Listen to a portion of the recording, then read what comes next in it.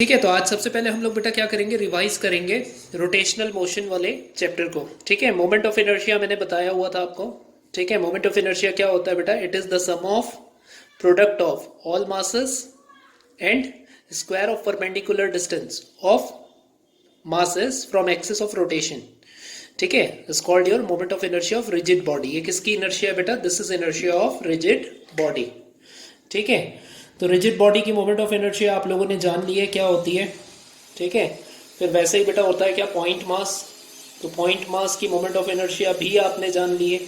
ठीक है, अगर इनफाइनाइटली स्मॉल एलिमेंट होगा, इनफाइनाइटली स्मॉल एलिमेंट, तो फिर उसकी मोमेंट ऑफ इनर्शिया हम लोग D I is equal to D M R square consider करते हैं। ठीक है, जहां पे डी एम होता है बेटा इनफाइनाइटली स्मॉल मास। ठीक है, आज मैं सारे टॉपिक आपको रिवाइज कराऊंगा और फिर अपन क्या करेंगे कि जो कुछ क्वेश्चंस है numerical related to moment of inertia, ये सभी क्वेश्चंस आपके एनसीईआरटी से हम लोग देखेंगे। ठीक है, one by one. Okay, now ये मोमेंट ऑफ इनर्शिया हो गया बेटा। इसके बाद जो नया टर्म आया था वो था theorem of M I. Theorem of M I. ठीक है, तो थ्योरम ऑफ एम आई के अंदर हमने दो थ्योरम पढ़ा। पहला जो थ्योरम था बेटा वो था parallel axis theorem. Parallel axis theorem. ठीक है, जो कि बोलता था किसी गिवन एक्सिस के लिए मोमेंट ऑफ इनर्शिया, ठीक है, is the sum of moment of inertia for an axis passing through centre of mass plus total mass and square of perpendicular distance. ठीक है, this is called as parallel axis theorem. Parallel axis theorem आप समझ भी जाइए। ठीक है, कि अगर कोई भी रिजिड बॉडी है, एक ऐसी एक्सिस बेटा जो इसके सेंटर ऑफ मास से पास हो रही है, जिसको हम लोग एक्स एक्स डैश बोलते थे। ठीक है, इसके लिए मोमेंट ऑफ इनर्शिया अगर आपको पता है तो इसकी मोमेंट ऑफ इनर्शिया बेटा आई सी हो जाएगी। The total mass of the rigid body is M. ठीक है, और अगर एक एक्सिस मेरी वाई वाई डैश है तो वाई वाई डैश और एक्स एक्स डैश के बीच का परपेंडिकुलर डिस्टेंस अगर मैंने एच कंसिडर किया, तो पैरेलल एक्सिस थ्योरम आपको बोलता है कि वाई वाई डैश एक्सिस की मोमेंट ऑफ इनर्शिया क्या हो जाएगी, I C plus M H square. ठीक है, so this is your parallel axis theorem. ठीक है, बहुत अच्छे से पढ़ा था हमने। ठीक है, आपको याद होगा। देन सेकंड बेटा हमने पढ़ा perpendicular axis theorem. Perpendicular axis theorem. ठीक है, ये थ्योरम किसके लिए था बेटा, किसी 2D बॉडी के लिए। 2D बॉडी मतलब कोई प्लेन लैमिना हो गया। प्लेन लैमिना मतलब डिस्क हो गई, रिंग हो गई, आपने उनकी मोमेंट ऑफ इनर्शिया करी हुई है। ठीक है, अब बेटा आपका जो परपेंडिकुलर एक्सिस थ्योरम है वो ये बोलता है कि अगर तीन एक्सिस हैं, कौन कौन सी, एक्स वाई और जेड। जो जेड एक्सिस है बेटा ये आपके गिवन लैमिना को परपेंडिकुलर है। ठीक है ना, और ये म्यूचुअली परपेंडिकुलर है इन दो एक्सिस को, एक्स और वाई को, जो लैमिना पे लाई करते हैं। This is your lamina. ठीक है, लैमिना के क्या है, ये दोनों एक्सिस एक्स और वाई लैमिना पे लाई करते हैं, और जिस एक्सिस के लिए मोमेंट ऑफ इनर्शिया निकालना है बेटा जेड के लिए, उसके परपेंडिकुलर है। तो जेड एक्सिस की मोमेंट ऑफ इनर्शिया क्या हो जाती है आपकी, जेड एक्सिस की moment of inertia will be the sum of two axis inertia which is mutually perpendicular to given axis, means z axis, and lying on lamina. ठीक है, तो ये थ्योरम कहलाती है आपकी parallel axis theorem. So this is perpendicular axis theorem और ये parallel axis theorem. ठीक है, तो ये दोनों थ्योरम जो है आपको अच्छे से मेमोराइज करना है। ठीक है, इसके आगे हमने क्या पढ़ा बेटा, फिर हमने टॉर्क पढ़ा। ठीक है, देखो ये चैप्टर अगर बेटा बार बार रिवाइज करोगे तो ये चैप्टर एकदम सॉलिड हो जाएगा। ठीक है, अगर इस चैप्टर में आप बार बार रिवीजन नहीं करते हो, आपको न्यूमेरिकल्स में प्रॉब्लम होगी, थियरी में प्रॉब्लम होगी। ठीक है ना, आपको ये तो एकदम डन करके रखना है। This theorem is very very important theorem. This two theorems are, ये आपके कोई भी टीचर आपको अगर पढ़ा रहा है बेटा तो ये आपको एग्जाम में देखने को मिलेगा। ठीक है ना, state and proof theorem of M I, तो दोनों थ्योरम आपको लिखने होते हैं। ठीक है, चलिए इसके आगे हमने बहुत सारी बॉडीज की बेटा मोमेंट ऑफ इनर्शिया निकाली है। ठीक है ना, एक एक करके मैं वो बताता हूँ, फिर हम लोग धीरे से आएंगे बेटा किसमें, टॉर्क में, काइनेटिक एनर्जी में, मोमेंटम में। ठीक है, आज मैं आपको सारी चीजें रिवाइज ही कराने वाला हूँ, क्योंकि हम लोग फिर कुछ क्वेश्चंस करेंगे जिससे आपको इस चैप्टर में कॉन्फिडेंस आने लगेगा। ठीक है, देखिए मैंने यहाँ पे अलग अलग बॉडीज की बेटा मोमेंट ऑफ इनर्शिया लिखी हुई है। ठीक है, ये इनर्शिया आपको याद कर लेनी है, ठीक है ना, मेमोराइज हो जाना चाहिए, ठीक है। देखिए रिंग की मोमेंट ऑफ इनर्शिया की बात हो रही है, तो बेटा रिंग की मोमेंट ऑफ इनर्शिया आपको पता है, अगर एक्सिस ऑफ रोटेशन सेंटर से पास हो रहा हो और प्लेन के परपेंडिकुलर हो तो mr² होता है, ठीक है ना। अब देखिए बेटा रिंग की जो एक्सिस ऑफ रोटेशन है वो कहाँ चली गई, टेंजेंट में, और अभी भी एक्सिस प्लेन के परपेंडिकुलर है, तो इसमें पैरेलल एक्सिस थ्योरम लग जाता है, क्योंकि आप सेंटर ऑफ मास से पास होने वाली एक्सिस की मोमेंट ऑफ इनर्शिया mr² जान रहे हो, इसमें mh² जोड़ दो, तो mh² मतलब फिर से mr², तो फिर से mr² जुड़ेगा तो बेटा 2mr²। ये वाली एक्सिस आप देखिए, ये सेंटर से पास हो रही है बेटा, लेकिन प्लेन के कैसे है, पैरेलल है, प्लेन के पैरेलल है, तो इसमें लग जाता है परपेंडिकुलर एक्सिस थ्योरम, क्योंकि एक्स और वाई एक्सिस याद करो हमने बेटा डायमीटर बना दी थी, तो जेड एक्सिस की moment of inertia upon mr² लिखते थे, और 2 बार डायमीटर की मोमेंट ऑफ इनर्शिया आने से 2 टाइम्स हो जाता था ऑफ डायमीटर की मोमेंट ऑफ इनर्शिया, तो फिर बेटा 2 नीचे आकर mr²/2 बन जाता है। सो डायमीटर की moment of inertia for a ring is mr²/2। अब वही अगर टेंजेंट है बेटा और प्लेन के पैरेलल है तो 3mr²/2। डिस्क की मोमेंट ऑफ इनर्शिया आप देखिए mr²/2, सेम अगर आप डिस्क और रिंग को कंपेयर करते जाओगे बेटा तो आपको आसानी से याद हो जाएगा, ठीक है। बस ये याद रखना होता है कि रिंग की मोमेंट ऑफ इनर्शिया mr² है और डिस्क की मोमेंट ऑफ इनर्शिया उससे आधी हो जाती है, क्योंकि डिस्क और रिंग में आपको मास डिस्ट्रीब्यूशन अलग अलग होता है बेटा, पता है। इसका मास डिस्ट्रीब्यूशन एरियल है, इसका मास डिस्ट्रीब्यूशन लीनियर है, मतलब इसमें लैम्डा लिखोगे तो इसमें सिग्मा लिखोगे, ठीक है।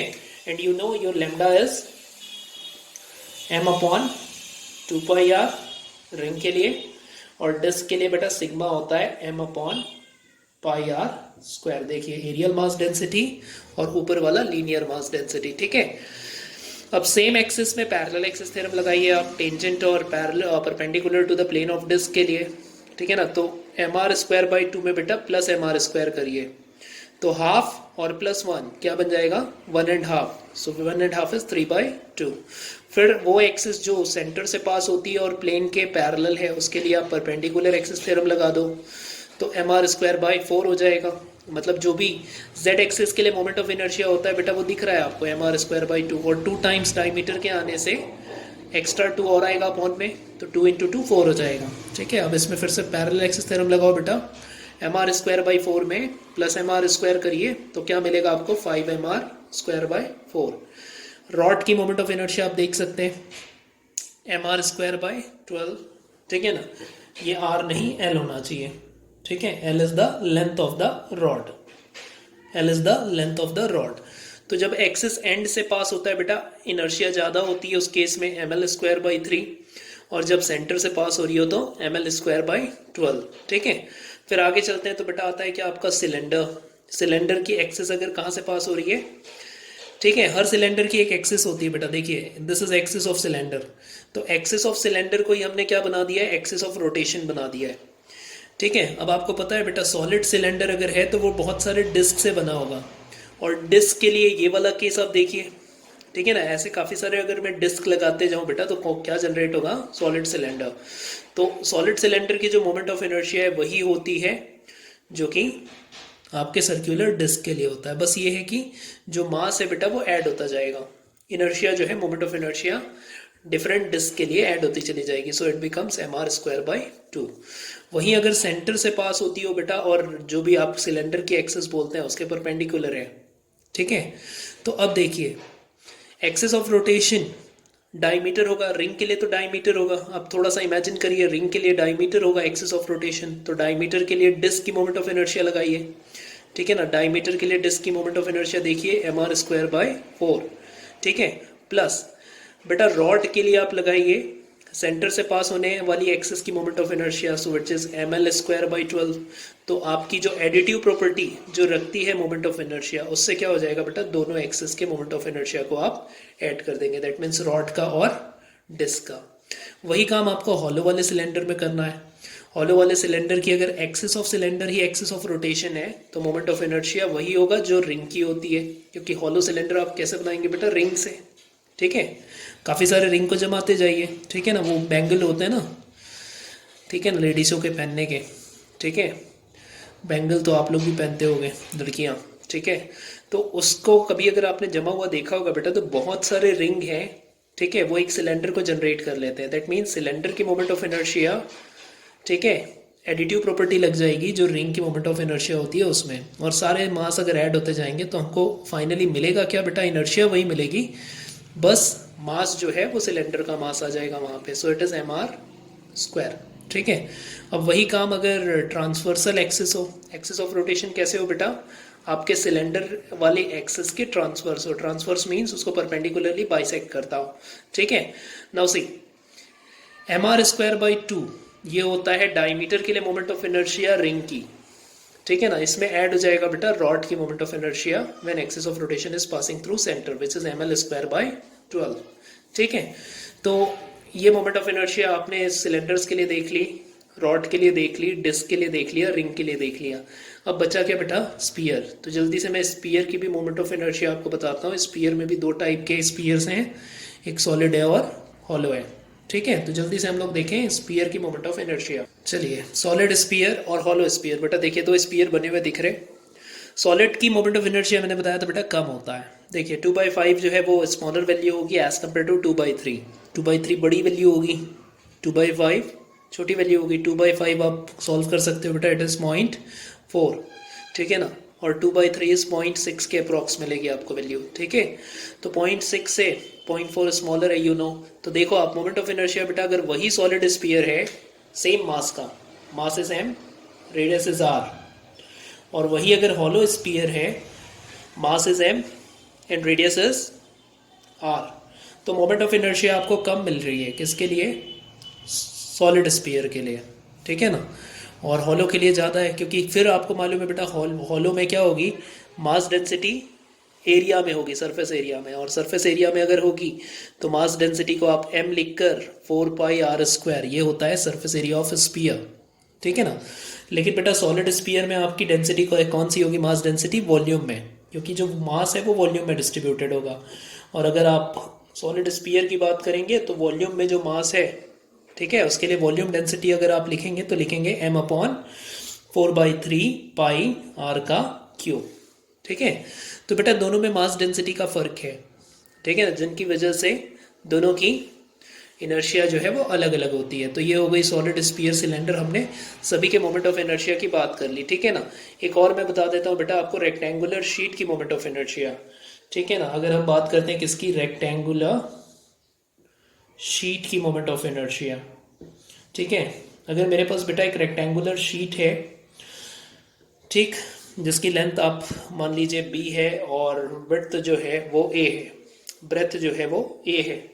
अब एक्सिस ऑफ रोटेशन बेटा जिसको ट्रांसवर्सली इंटरसेक्ट करेगा लेंथ या ब्रेथ को, ठीक है ना, उसके अकॉर्डिंग जो है वो मोमेंट ऑफ इनर्शिया हम लोग लिखते हैं। ठीक है, यहाँ पर देखिए, यहाँ पे जो मोमेंट ऑफ इनर्शिया है बेटा वो b के लिए इंक्लूड होगा, तो इसकी मोमेंट ऑफ इनर्शिया वही होगी बेटा जो आप रॉड के लिए पढ़ते हैं। The moment of inertia will B mb²/12। क्या मिलेगा आपको, mb²/12। अब अगर एक्सिस ऑफ रोटेशन अगर बदलेगी बेटा आपके कंडीशन के अकॉर्डिंग, ठीक है ना, तो फिर आप क्या कर सकते हो, उसमें परपेंडिकुलर और पैरेलल एक्सिस थ्योरम लगा सकते हो।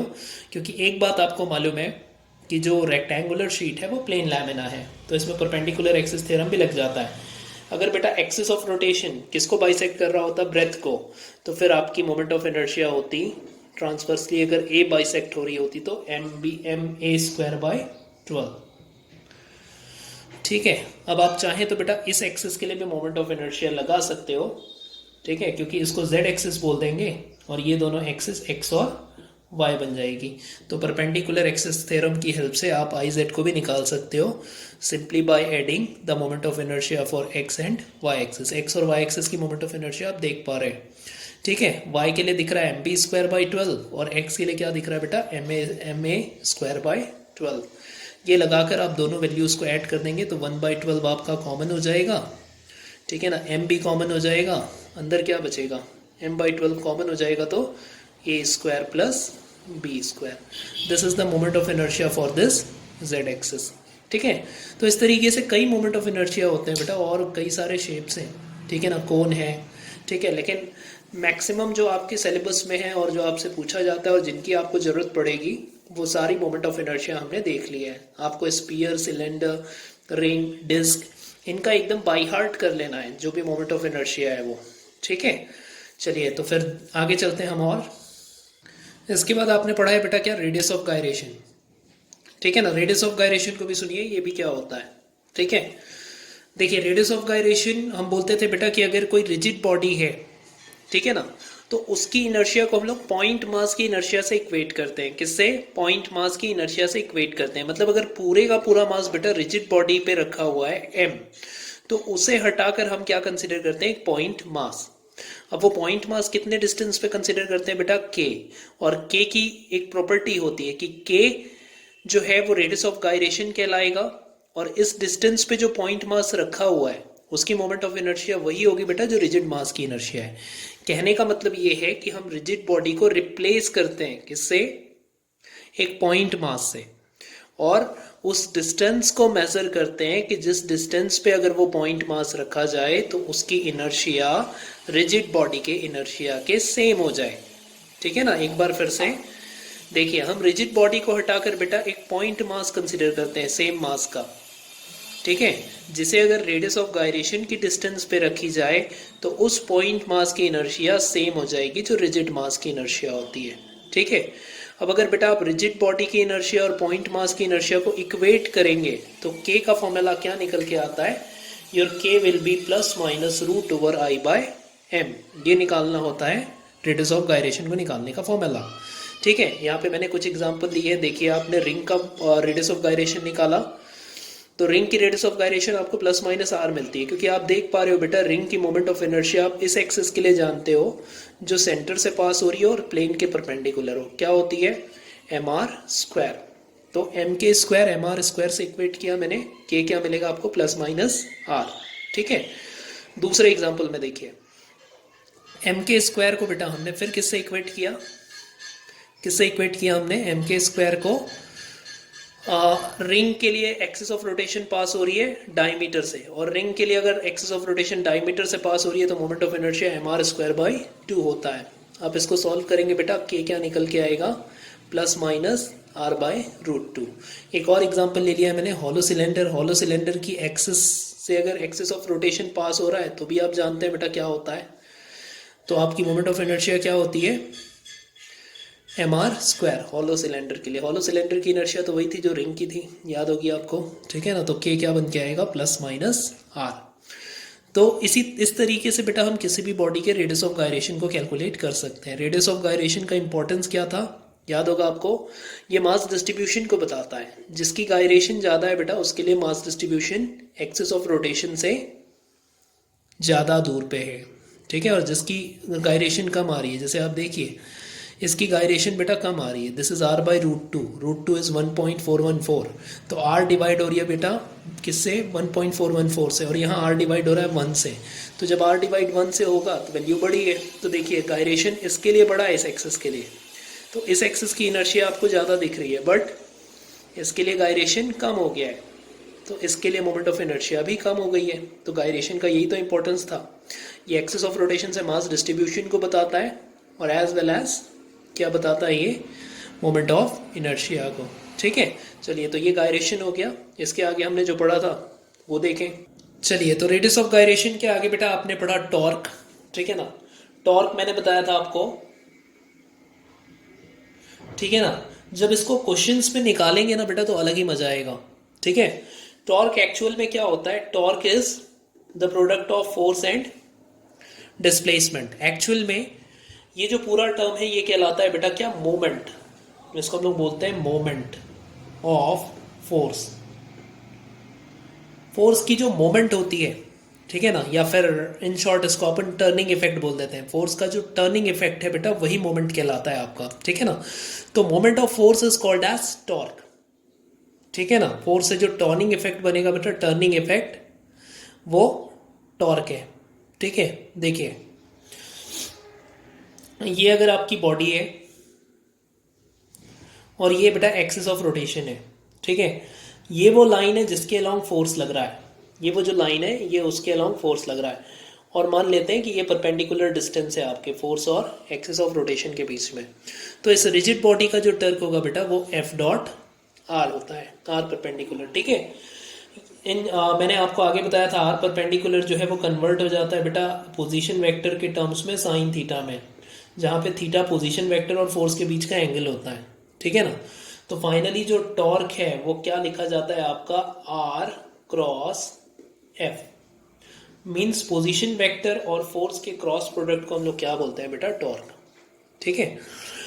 अब यहाँ पे देखिए आप इसको एफ क्रॉस आर नहीं लिखना, क्योंकि इसकी जो डायरेक्शन निकलती है वो निकलती है राइट हैंड थंब रूल से, ठीक है ना। राइट हैंड थंब रूल लगाकर हम डायरेक्शन निकालते हैं टॉर्क की, वो डायरेक्शन वाला रूल जो है वो उल्टा पड़ जाएगा अगर आप क्या करोगे, एफ क्रॉस आर करोगे। तो आप हमेशा टॉर्क को कैसे निकालेंगे बेटा, आर क्रॉस एफ से, ठीक है। तो ये तो हो गई किसके लिए बात, पॉइंट मास की, ठीक है। अगर मैं रिजिड बॉडी लेके चलता हूँ बेटा, तो रिजिड बॉडी का टॉर्क जो है थोड़ा सा चेंज हो जाता है। अगर मैं बोलता हूँ अल्फा जो है वो एंगुलर एक्सेलरेशन है और इस रिजिड बॉडी की इनर्शिया आई है, ठीक है ना। मोमेंट ऑफ इनर्शिया पे हमने बहुत मेहनत किया है, ठीक। तो रिजिड बॉडी का जो टॉर्क है वो थोड़ा सा बदल कर क्या हो जाता है, torque of the rigid body is it is tau is equal to I alpha, torque is equal to I alpha, ठीक है। तो ये बात समझ में आई, ओके। तो रिजिड बॉडी का टर्क भी आपने पढ़ लिया था बेटा, आई अल्फा, ठीक। फिर इसके बाद हमने बात करी बेटा एंगुलर मोमेंटम की।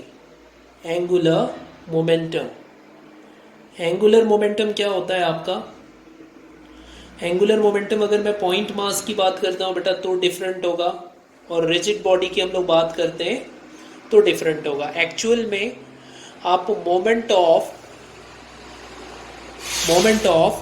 लीनियर मोमेंटम, लीनियर मोमेंटम हर कोई जानता है पी को बोलते हैं। मोमेंट ऑफ लीनियर मोमेंटम जो है वो क्या कहलाता है आपका, एंगुलर मोमेंटम, ठीक है। अब लीनियर मोमेंट कैसे लेंगे हम लोग, ठीक है। तो मोमेंट का मतलब क्या होता है बेटा, momentum into perpendicular distance, this is the moment of linear momentum, ठीक है। अगर इसको आप वेक्टर फॉर्म में लिखोगे तो लिखा जाएगा बेटा ये R cross P, R cross P, ठीक है। और रिजिड बॉडी की अगर बात होगी तो रिजिड बॉडी की जो एंगुलर मोमेंटम है वो आप लिखते हो बेटा आई ओमेगा, ठीक है ना, जहाँ पे ओमेगा वेक्टर है जो कि वेक्टर बनाता है एल को, ठीक है ना। तो ये बात हो गई किसकी, एंगुलर मोमेंटम की, ठीक है। ये भी हमने देखा है इस चैप्टर में, ठीक है। इन सब को जब आप न्यूमेरिकल में सॉल्व करोगे तो बेटा थोड़ा सा अलग ही कॉन्फिडेंस मिलेगा, लेकिन पहली चीज़ तो ये है कि सारे टर्म्स आपको बाय हार्ट याद हो जाए, ठीक है ना, कि कौन सा टर्म क्या होता है, ठीक है। के आगे जो टर्म आता है बेटा उसको हम लोग बोलते हैं kinetic energy of rotation, kinetic energy of rotation. और रोटेशन की काइनेटिक एनर्जी को हमने प्रूव किया था बेटा हाफ आई ओमेगा स्क्वायर। सभी एक्सप्रेशन मैंने कराए हुए हैं, ठीक है ना, कोई भी ऐसा टॉपिक नहीं है जिसका एक्सप्रेशन छूटा होगा, ठीक है। फिर इसके बाद आपने पढ़ा था बेटा law of conservation of angular momentum, जो कि बोलता है कि अगर टॉर्क जीरो है तो आपकी जो एंगुलर मोमेंटम है वो कंजर्व्ड होगी in the absence of torque, ठीक है। अगर टर्निंग इफेक्ट नहीं होगी बॉडी में तो बॉडी का एंगुलर मोमेंटम कंजर्व्ड होगा। अब एंगुलर मोमेंटम कंजर्व्ड होने का मतलब है बेटा कि आई ओमेगा जो है वो कांस्टेंट होगा। तो यहाँ से आपने एक रिलेशन जनरेट किया था कि जो इनर्शिया है और एंगुलर वेलोसिटी है ये एक दूसरे के इन्वर्सली प्रोपोर्शनल होते हैं। तो फिर हमने कई सारे कॉन्सेप्चुअल क्वेश्चन देखे थे। बैलेट डांसर का क्वेश्चन था कि बैलेट डांसर जब आर्म्स स्ट्रेच करती है बेटा इनर्शिया बढ़ जाता है, एंगुलर स्पीड कम हो जाती है। जब वो फोल्ड करेगी तो क्या होगा, इनर्शिया कम हो जाएगा और एंगुलर स्पीड ऑफ रोटेशन बढ़ जाता है, ठीक है। तो ये सारी चीज़ें हमने यहाँ तक पढ़ी हुई है, ठीक है। इसके अलावा आपके 3 रोटेशनल इक्वेशन होते हैं, रोटेशनल मोशन के इक्वेशन होते हैं, वो भी आपको बाय हार्ट याद रखने हैं। Omega is equal to omega not plus alpha T, theta is equal to आपने पढ़ा है बेटा omega not T plus half alpha T square, और वैसा ही आपने पढ़ा है ओमेगा का square is equal to omega not का square plus twice alpha theta. So this 3 equations are the equations of motion for rotational motion, ठीक है। अब इसके आगे जो टर्म आता है बेटा वो है रोलिंग मोशन, ठीक है। लेकिन मैं बोलूँगा कि आप क्या करिए, इतना टॉपिक पहले बाय हार्ट करिए अच्छे से और आप आ जाइए बेटा अपने एनसीईआरटी में, ठीक है ना। एनसीईआरटी में आके क्या करिए कि इसके जो क्वेश्चंस हैं वो सॉल्व करना स्टार्ट करिए आप, ठीक है ना। इंटेक्स क्वेश्चन जो है वो बनाइए, ठीक है ना। वैसे तो सीधे एक्सरसाइज ही होता है आपकी बुक में, तो सीधे एक्सरसाइज के क्वेश्चंस को जाके बेटा 1 से स्टार्ट करिए और धीरे धीरे उनको सॉल्व करिए, ठीक है ना। आई थिंक बेटा बहुत सारे जो क्वेश्चंस हैं आपके एक्सरसाइज के वो आप बना लोगे, इतने पोर्शन से, ठीक है। इसके आगे मैं कल आपको रोलिंग मोशन बताऊंगा, और रोलिंग मोशन बताकर कुछ न्यूमेरिकल्स जो आपसे नहीं बनेंगे आज की क्लास में, ठीक है ना। आज आपको बैठना है बेटा और क्वेश्चंस करने हैं। एनी हाउ एनसीईआरटी उठाइए आप, जितने क्वेश्चंस बन पाएंगे वो भी मार्क करिए, और जो क्वेश्चन नहीं बनेंगे वो भी मार्क करिए। और जब कल की क्लास होगी तो आप वो जो मार्क्ड क्वेश्चन होंगे वो एनसीईआरटी से आप सीधे सीधे मुझसे पूछेंगे, ठीक है ना। कल की क्लास अपन ऑनलाइन करेंगे, ठीक है, तो उसमें हम लोग न्यूमेरिकल्स करेंगे। अब इस चैप्टर से बेटा एक पार्ट बचा हुआ है, और वो पार्ट है रोलिंग मोशन, ठीक है ना। तो अगर आपने रोटेशनल मोशन को ठीक से समझा और आपको लीनियर मोशन के टर्म्स आते हैं, तो आपको रोलिंग मोशन को समझने से बेटा कोई नहीं रोक सकता है, आपको रोलिंग मोशन वाला पार्ट भी समझ में आएगा, ठीक है। तो चलिए आज के लिए हम लोग इतना ही करते हैं, ठीक है। बाकी हम लोग बेटा कल देखेंगे यहाँ से।